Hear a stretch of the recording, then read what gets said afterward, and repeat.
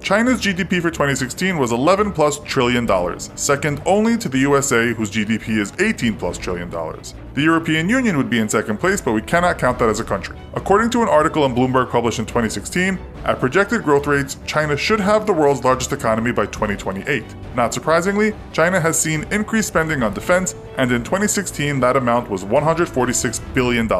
The Guardian puts it higher at around $150 billion. Behind the USA, this is the most any country spends on its defense. India's 2016 GDP was around $2.3 trillion, making it the 7th largest economy in the world. Analysts state that at projected growth rates, that will be $6.84 trillion by 2030. Of that, $52.2 billion went to defense for the year 2016 to 2017.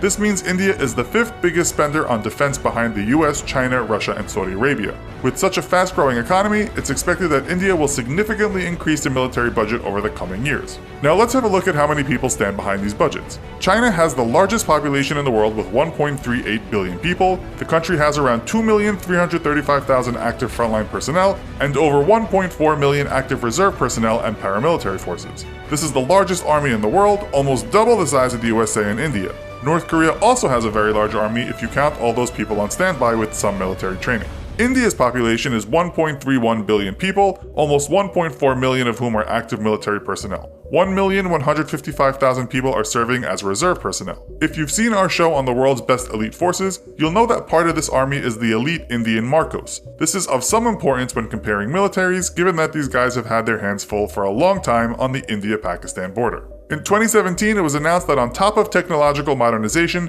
Chinese President Xi Jinping intends to invest heavily on its own elite military force. Now, let's get down to questions of hardware. Both countries have been very busy updating their arsenal of weapons on land, in the air, and at sea. According to sources, China has 9,150 main battle tanks, 4,788 armored fighting vehicles, 1,710 self-propelled guns, 6,246 towed artillery, and 1,770 multiple launch rocket systems. We should note that various sources give different numbers. Some equipment might be out of date and not usable, while there is constant growth. China's cream of the crop is its 3rd generation VT-4 main battle tank, which its military claims is the best battle tank on the planet. The country is also the proud owner of a large fleet of Type 99 and 96 tanks. China is sometimes said to have the 3rd best tank force in the world, behind the USA and Russia. But guess who's 4th? You guessed it, India. India has around 5,978 main battle tanks, 6,704 armored fighting vehicles, 290 self-propelled guns, 7,414 towed artillery, and 292 multiple launch rocket systems. Some of this hardware is said to be in need of an upgrade, but that's just what India is doing right now. It has a large force of T-72 tanks, but it's also the owner of the highly touted Russian-made T-90 tank.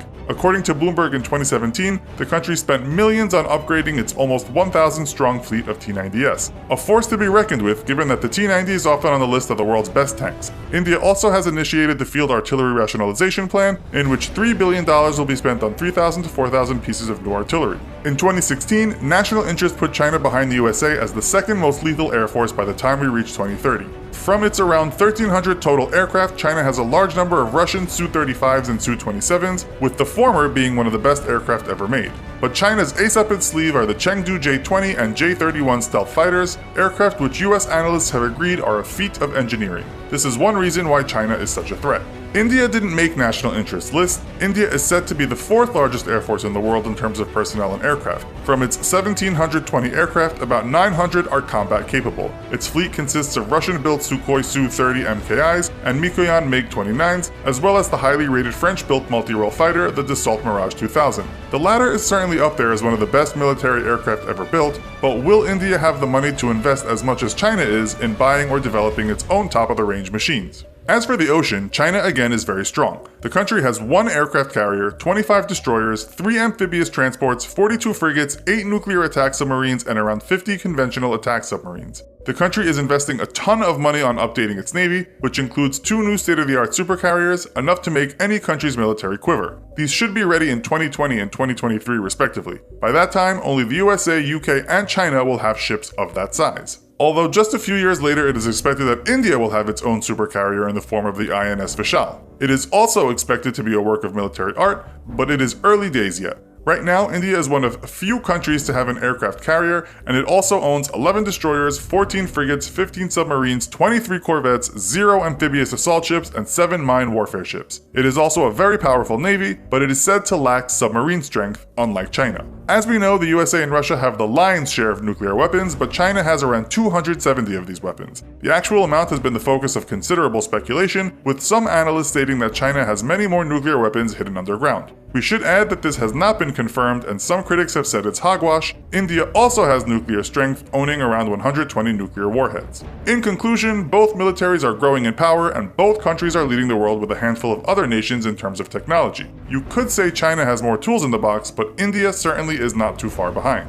So, who do you think would win in this hypothetical matchup? India or China? Let us know in the comments. Also, be sure to check out our other video called India versus Pakistan. Thanks for watching, and as always, don't forget to like, share, and subscribe. See you next time!